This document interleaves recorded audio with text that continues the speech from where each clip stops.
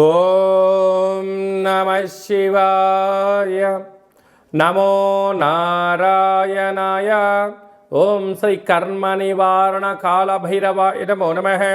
ఓం వజ్రణకాయ విద్మహే తీక్ష్ణ గగ్గుస్థాయ ధీమహి తన్నో నవనారసింహస్వామి ప్రచోదయాతు.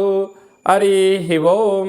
మా ఛానల్కి స్వాగతం. చూస్తున్న వీక్షకులకు ప్రేక్షకులకు ప్రియ కాళభైరవ భగవంతులకి స్వాగతం పలుకుతూ మమ్మల్ని ఎంతగానో ఆదరిస్తూ ఉండబడినటువంటి ప్రియ సోదరీమణులకు స్వాగతం పలుకుతూ సనాతన ధర్మ సంరక్షకులకు అలాగనే జ్యోతిష్య అభిమానులకు స్వాగతం పలుకుతూ 16/5/2024 నుండి 31/5/2024 వరకు పుట్టినటువంటి వారందరికీ కూడా ముందస్తుగా జన్మదిన శుభాకాంక్షలు.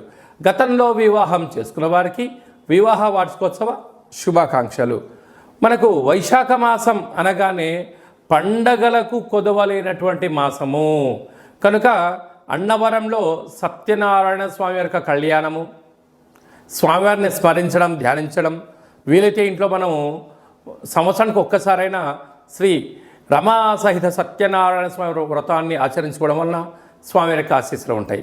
అలాగనే మనకు వాసవి మాత అమ్మవారి యొక్క జయంతి, అమ్మను స్మరిస్తే అన్నీ మనకు ఉన్నట్లే అని చెప్పి గమనించాలి. అలాగనే మాసానాం వైశాఖ మాసం అంటారు. వైశాఖ మాస పూర్ణిమ తిథి యందున అరుణాచల స్వామివారి యొక్క గిరి పర్వత ప్రదక్షిణ చేసినట్లయితే సర్వము శుభప్రదమే అని చెప్పి గమనించాలి. ద్వాదశ రాశుల్లో గ్రహ గమనాలు ఒకసారి వీక్షింపచేద్దాం. మేషరాశిలో బుధుడు మరియు శుక్రుడు సంచార స్థితి, వృషభ రాశిలో రవి గురు సంచార స్థితి, కన్యరాశిలో కేతు సంచార స్థితి, కుంభరాశిలో శని భగవానుడు స్వక్షేత్ర సంచార స్థితి, మీనరాశిలో కుజరాహుల సంచార స్థితితో ద్వాదశ రాశుల్లో గ్రహ గమనాలు ఈ విధంగా ఉన్నాయి. 12 సంవత్సరముల తర్వాత శుక్ర భగవానుడు స్వక్షేత్రమైనటువంటి వృషభ రాశిలోకి ఈ 20వ తారీఖున మే నెలలో సంచరించడం జరుగుతుంది. అక్కడ విశిష్టత ఏమిటయ్యానగా 12 సంవత్సరాల తర్వాత దేవగురు బృహస్పతి వృషభ రాశిలో సంచారం చేయడం, గురు శుక్రులు అక్కడే సంచారం చేయడం, అక్కడే రవితో కలిపి ప్రయాణం చేయడం అనేటువంటిది ఒక రకమైనటువంటి గ్రహ సంచార స్థితి అని చెప్పి గమనించాలి. మకర రాశి వారికి 12 సంవత్సరాల తర్వాత శుక్ర భగవానుడు తన స్వక్షేత్రంలో గురువుతో కలిపి సంతాన స్థానంలో సంచారం చేయనప్పుడు ఎలాంటి ఫలితాలు ఉంటాయో ఈ వీడియోలో సవివరంగా సంపూర్ణంగా తెలుసుకుందాం. మకర రాశిలో ఏ నక్షత్రాలు వస్తాయనగా ఉత్తరాషాఢ నక్షత్రంలోని 2, 3, 4 పాదాలు కలిపితే, అలాగనే శ్రవణ నక్షత్రంలోని 4 పాదాలు, ధనిష్ఠా నక్షత్రంలోని 1, 2 పాదములను కలిపితే మకర రాశి అవడం జరుగుతుంది. చాలామందికి పుట్టినటువంటి కాల సమయంలో డేటా బర్త్లో లేనటువంటి కారణం వలన పేరు యొక్క మొదటి అక్షరాన్ని అనుసరిస్తూ రాశిని తెలుసుకునే ప్రయత్నం చేద్దాం. బో, జా, జీ, జూ, జే, ఝో, గా, గి అనేటువంటి అక్షరాల వారందరూ కూడా మకర రాశి జాతకులే. మకర రాశికి అధిపతి శని భగవానుడు. వీరికి ఏళ్ల నాటి శని చివరార్ధ సంచార స్థితి జరుగుతున్న విషయం తెలిసినటువంటి విషయమే. అలాగనే 2వ స్థానంలో శని భగవానుడు స్వక్షేత్రకంగా ఉండడం వలన అంటే అనేక రాశులు కష్టపడుతూ ఉంటే ఈ యొక్క మకర రాశి జాతకులు అదృష్టం ఏమిటయ్యా అంటే వీళ్ళు కూర్చున్న చోటికి అన్నీ రావడం జరుగుతూ ఉంటుంది. అంటే వీళ్ళు ఇంట్లో చేయించుకోవడానికే పడతారు. అటు తల్లిదండ్రులైనా, అటు ఆఫీస్లోనైనా, వ్యవహారాలైనా. రెడ్ కార్పొరేట్ ప్రపంచంలో వీరి యొక్క ఆలోచన విధానాలు అద్భుతాలని చెప్పి గమనించగలగాలి.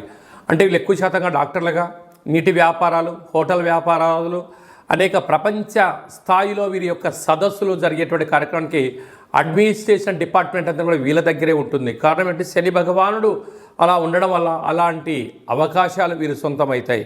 తృతీయంలో కుజరావుల సంచార స్థితి ఉండడం వల్ల తల్లిదండ్రులతో, అన్నదమ్ములతో, అక్కాచెల్లెలతో వాగ్వివాదం మంచిది కాదు. వీలైనంత వరకు ఇచ్చిపుచ్చుకునే వ్యవహారం చేయండి.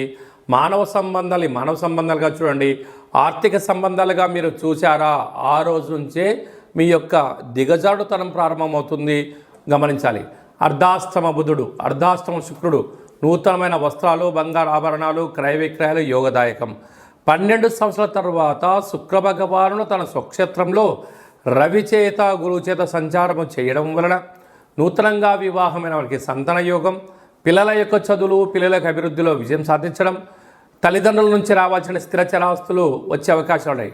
అలా ఏమైనా కొద్దిపాటి ఇబ్బందులు ఉన్నట్లయితే మీరు ఎంత బరువు అయితే ఉంటారో అంత బరువు కలిగినటువంటి శని దోషం పోవడానికి ఉప్పుతో తులాభారం, ఐశ్వర్యం కలగడం కోసం మీరు బియ్యాన్ని తులాభారంగా చేసి ఆ బియ్యంతో ఆహారాన్ని వండి మహాదేవుడికి, కాలభైరుడికి అన్నాభిషేకం చేసి అన్నదానం చేసినట్లయితే ఆయుర్బలం, జ్ఞానబలం, రాజయోగం ఇది సొంతం అవుతుందని చెప్పి గమనించాలి.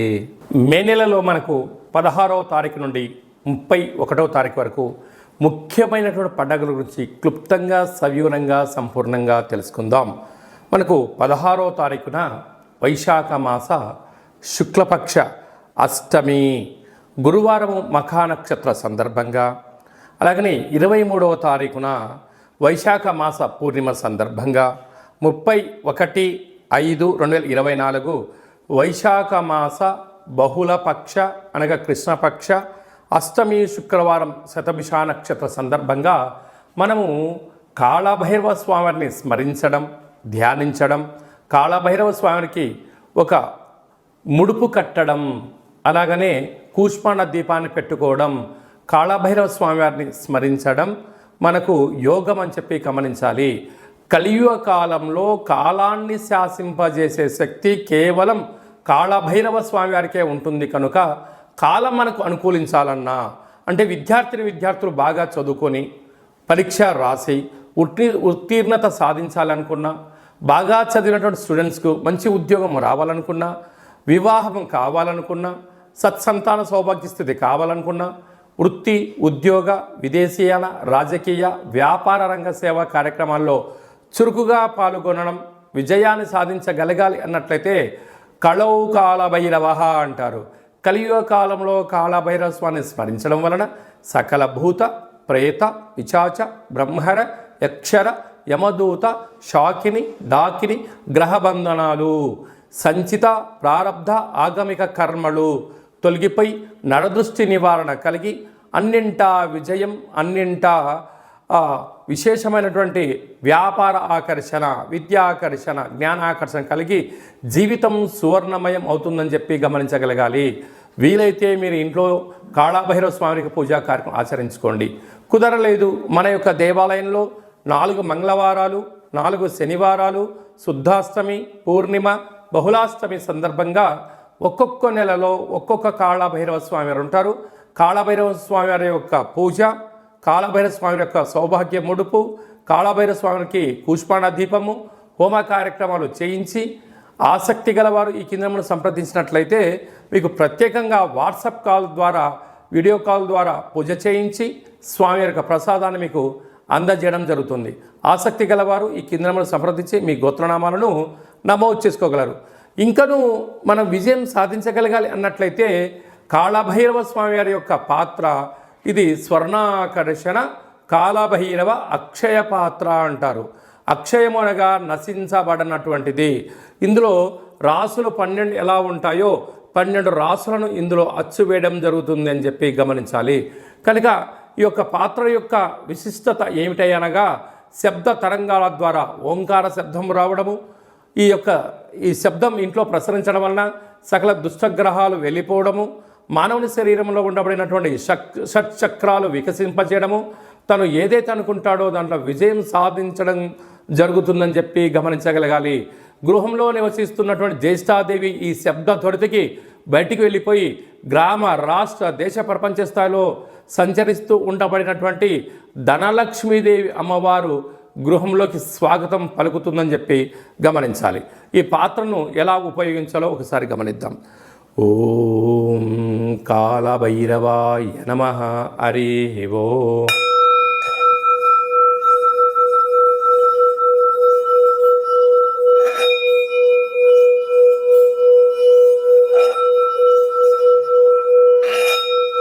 ఈ శబ్ద తరంగాల ద్వారా అద్భుతమైనటువంటి శక్తి, అతీంద్రియ శక్తి, అంతరిక్షంలో ఉండబడినటువంటి సూర్య చంద్రాదుల శక్తి కలిగి మనం ఏదైతే అనుకుంటామో అన్నింటా విజయం మన సొంతమవుతుందని చెప్పి గమనించాలి.